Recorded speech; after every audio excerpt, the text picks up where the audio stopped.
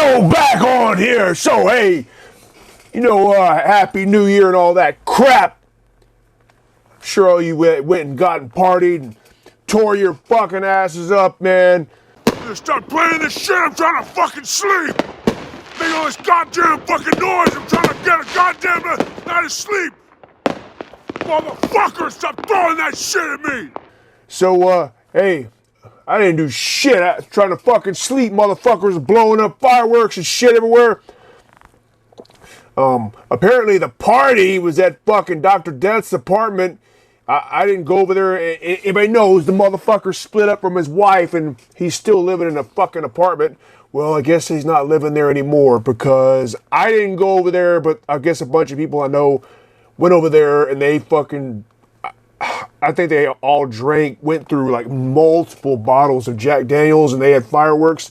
The motherfucker was in his apartment. They're on the third floor and I forget what the fuck it's called, those fireworks where it's like on a base, looks like a fucking mortar or something that blows up, it's the big ass fireworks, makes the big huge explosions. They're on the base, whatever the fuck it's called. Well, apparently they were fucking drunk and whoever knows whatever fucking else they were on, they had that in his fucking living room and lit it and it started exploding inside the fucking apartment and fucked up the ceiling and almost caught the whole place on fire. So I guess the cops came there and there was some arrests and he's getting evicted and probably getting sued for fucking damages. I mean, who the fuck's gonna open up a goddamn, start a fucking big ass firework inside of a house? Fucking Dr. Death. But then again, Christmas last year, his dumbass, when he was still living with his wife, they inflated that big ass huge inflatable snowman. It's like fucking 25 foot tall in his house and it inflated and broke up, busted up all the ceiling fans and shit. So it doesn't surprise me. Again, I'm sure that his fucking wife still thinks it's my fault that he's gotten out of control again. Whatever. Cheers.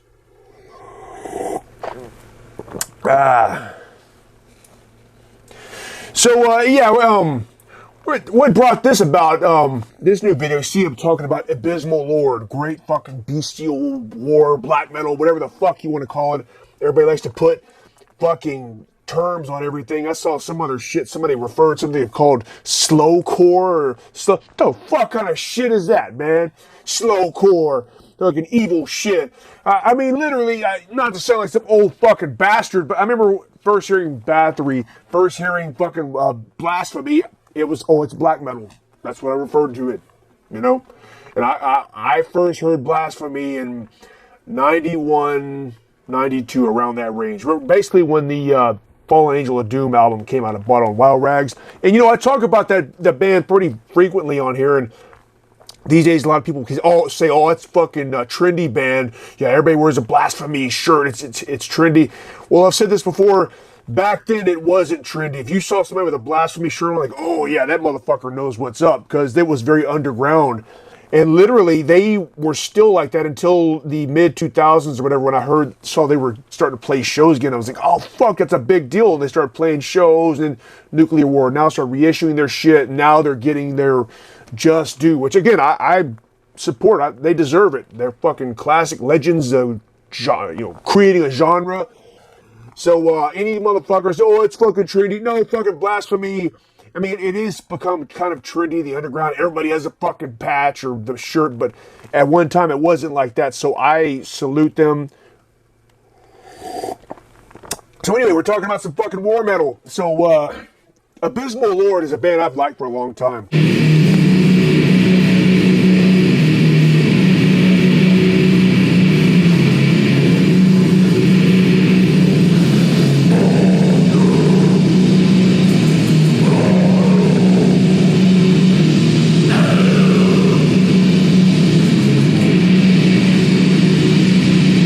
They've put out some solid fucking releases on Hell's Heroes. God damn it! Hell's Headbangers, homeboy! Hell's Headbangers. But what brought this up is Skya from Dead Eye Delight and from Orion Productions, the record label. He sent me some shit over in the mail, like I get a little fucking Christmas present or whatever the fuck. He sent me several things. One thing, he sent me this fucking book Keith Morris, which I do want to read this. I remember when this came out, I didn't buy it, so thank you. I'm glad you sent it to me. Keith Morris is a very annoying ass motherfucker. I can't stand the way his voice sounds. However, there's no denying that he was around from the early days of American hardcore, LA hardcore, Black Flag, Circle Jerks, all that. So I do look forward to reading this. I just don't like hearing his voice. He sounds like a fucking annoying little fucking whiny bitch, but I don't know him, so whatever. But I will. Thanks a lot. I appreciate that. Send me some other shit too. This was a nice piece here. He sent this John Carpenter's Lost Themes, which everybody knows I am a very big fan of John Carpenter in any kind of synth-based film score. So thanks a lot, Sky. We appreciate that. And he also sent me an Abysmal Lord album. But before I talk about that, he sent a bunch of extra shit too. He put a bunch of fucking doll clothes in here or some shit. I don't know what the fuck all this shit's about. Open up, there's little fucking doll clothes and shit. I mean, is this for the fucking puppet or something? Speaking of that, hey, you want to wear these fucking dresses? I'll fucking hook you up. I do not wear fucking dresses! Yeah, well, fuck you too, motherfucker. Motherfucker! He's trying to give you some dresses, give you some extra clothes, man. Fuck you! Get on the line! Fuck Mordant Productions! You call me a fucking Steve! I didn't steal your shitty ass fucking Warhammer CDs! Fuck you! And fuck your dresses! Get the fuck out of here, man! Come on! Look at this shit. You could be wearing this fucking tutu and shit. See, fucking Sky packed all this fucking shit. If not, I guess I'll go put it in the bathroom and wipe my ass with it, sit it by the toilet. Yeah, get the fuck out of here. Motherfucker! So anyway, yeah, hey, so why I decided, I mean, of course, I always liked Abysmal Lord, but he sent me this album, their 2022 album, Bestiary of Immortal Hunger LP, which honestly, I have been meaning to get this for a while. I've just been putting it off, so thanks for getting it for me. Abysmal Lord, again, it's war metal, bestial, whatever the fuck you want to call it.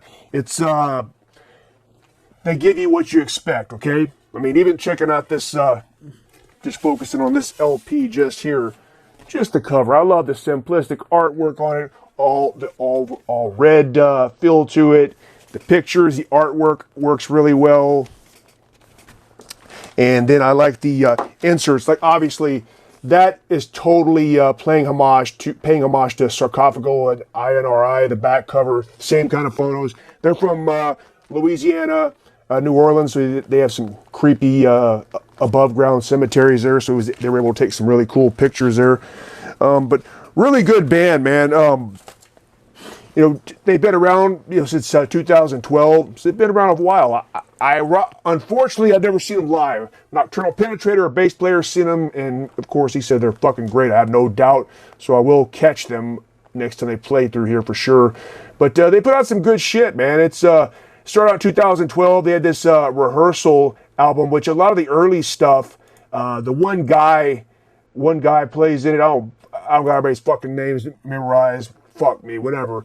But he played all the instruments and then eventually got a full band, started playing shows.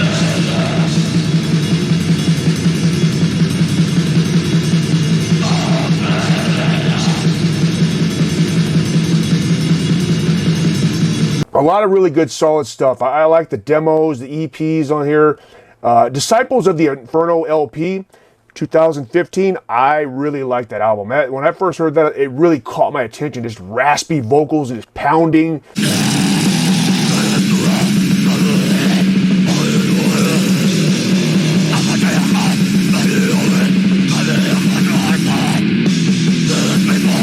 And some people always complain about fucking war metal. Well, it all sounds the same. I agree. I mean, you have to get your ear toned to it, I guess, or attuned to it, if you will, because the average person that likes melodic death metal is not gonna like this shit. But I like because it's just fucking just Cro-Mag shit, like fucking caveman beating on drums. Kind of like Caveman Cult too, another band I really like. They bring it. And what I like about Abysmal Lord too is they keep the same aesthetic. You know, they have the look. All their albums have that same black and red look to it. So when you see it, it works. And also their logo. very simple. It's Old English based, but it's altered to put spikes and stuff on there. I like their logo. It's very iconic. All their shirts look good. As far as my favorite release of them, there's I still go back to Disciples of the Inferno. That's a really good album. They have a live album rights with the Inferno, and also their split with Puriphagium. I'm a fucking idiot saying it wrong. That's a cool fucking split, man. And also that band too.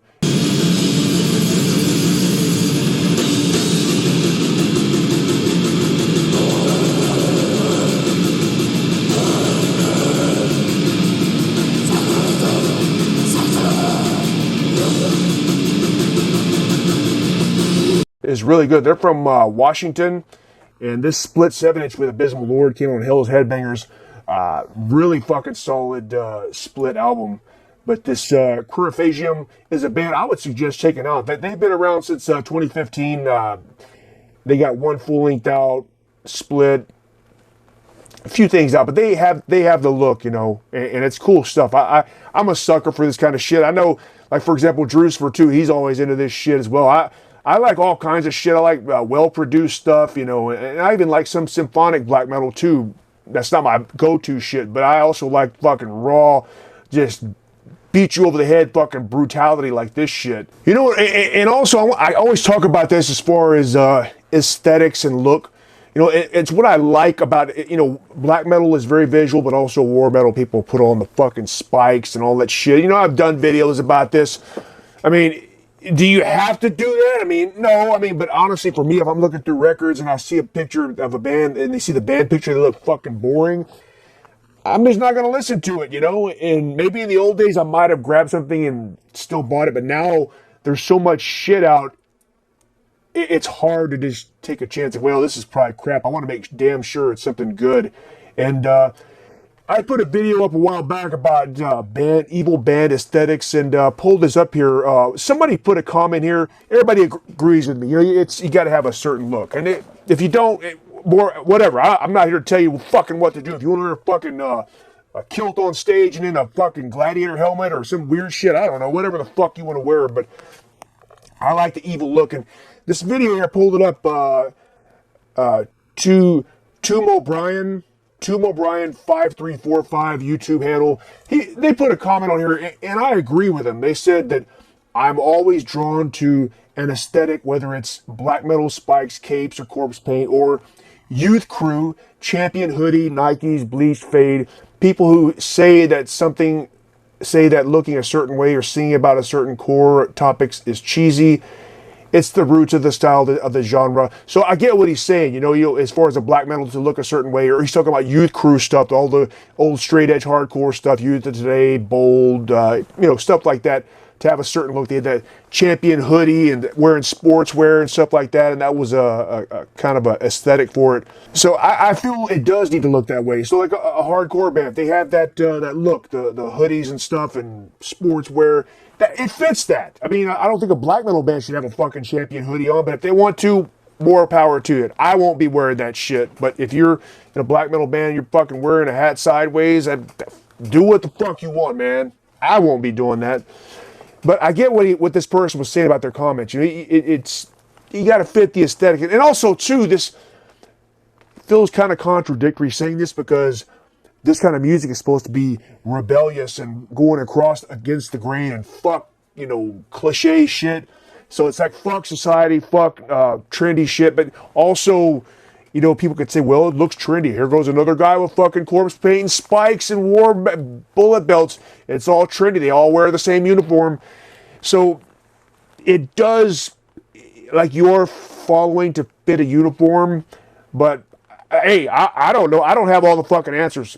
I'm a fucking just whatever. I like the fucking music.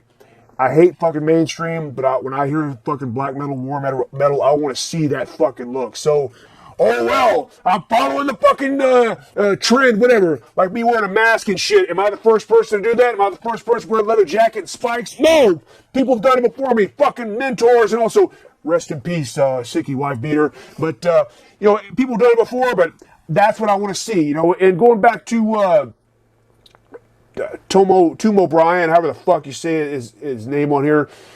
It's supposed to be like that. You know, you watch it, you look at a fucking regular death metal band, you have the shirts on, or you listen to the fucking Oi band, they're gonna have all their fucking weird ass Urkel looking shit on with braces and all that crap. It just fits the aesthetic, you know. Anyway, I'm getting off topic, and fuck it. Abysmal Lord. So it's been a while that, and also the exaltation of the Infernal Cabal.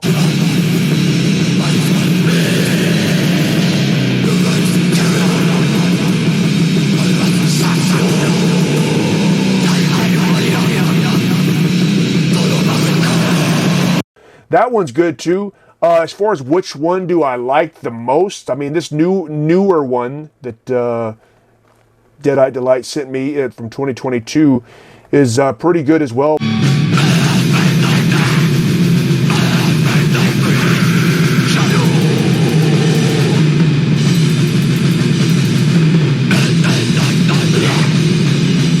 But I kind of always go back to the Disciples of the Inferno when I listen. Honestly, that's kind of my fallback on them. But all their stuff is equally good. It's got a good, solid, brutal sound to it. And they're constantly putting out stuff. And I'm all about that kind of shit, man. You know, and also talking about that, their first full-length one I liked, they apparently I had read they recorded that all in analog. And then there was apparently a lot of fucking issues with machine breaking down and whatnot, but they finally got it to work right. And I think it shows. That I really like the production on that album. It's just raw as fuck. I was reading some interview with them where they were talking about they were trying to have a sound like the early Mystifier stuff, or even Proclamation. And I think they do it. And again, does all this shit sound the same? For me, I can listen and hear Abysmal Lord and hear something else, another war metal band. I can tell the difference, but someone else, some fucking idiot walking on the street, probably, man, that sounds like a bunch of fucking wall of shit. I can't decipher what the fuck is going on. So yeah, that's that. If you don't listen to Abysmal Lord, go check the shit out. They still got no fucking Hell's Headbangers, man, and they got some good shit. And they're streaming shit too, if you're a fucking idiot that just wants to stream shit and don't fucking buy anything, but it's all on there. Go check it out. I'm curious, Abysmal Lord, what the fuck's coming up next. It's been a while since they've released anything new, so hopefully some cool, rare shit coming out of fucking cassette with some demo shit. Sounds like they recorded in a fucking asshole or something. I don't know. But I'll be looking for it. And more shit coming up in this motherfucker!